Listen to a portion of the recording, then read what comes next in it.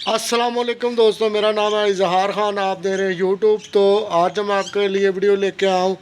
तो जैसा कि दोस्तों, जो अब्ज़ॉर्प्शन चिल्लर का काम करते हैं, जो ऑपरेटिंग करते हैं, उनको मालूम होगा कि कूलिंग टावर में पानी को पीएच और टीडीएस को कंट्रोल करने के लिए केमिकल और तेज़ाब यूज़ होता है। तो उसके लिए पंपिंग की डोजिंग के पंप के साथ डोजिंग करनी पड़ती है।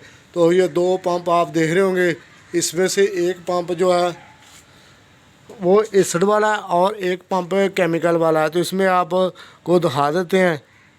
तो ये जो ना तकरीबन 12 वाट के करीब बिजली लेगा और 220 पे ऑपरेट होगा।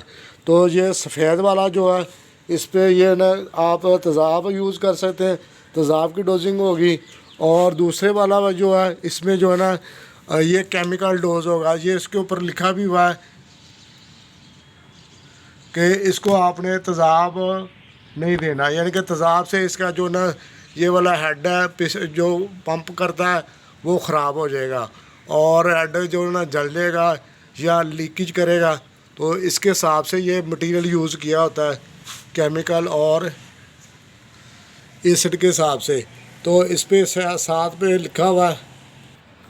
तो दोस्तों, इसमें साइड पे आप देख सकते हैं इसकी स्पेसिफिकेशन लिखी हुई है। तो 220 पे ये ऑपरेट होगा, 12 वाट ले रहा है। और इसी तरह नीचे आएंगे तो नीचे लिखा हुआ 116 यानी कि PSI तक प्रेशर है।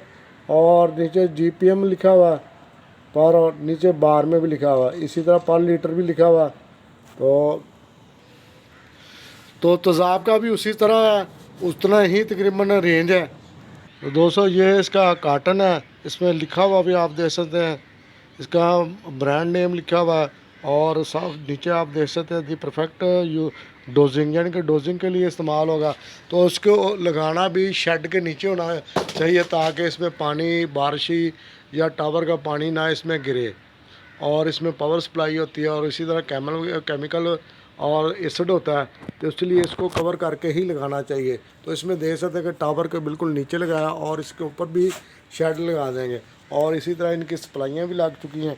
तो अभी इनके पाइप कनेक्शन होंगे। तो ये आप देख सकते हैं, ये नीचे वाली साइड से जो ना केमिकल इसने लेना है और ऊपर से जो ना पंप करना है। तो ये वाली साइड जो है ना एयर पर्ज कराने के लिए है। तो इस तरह ये वर्क करेगा। बाकी जब ये चलेगा, चलता हुआ भी आपको दिखा देंगे।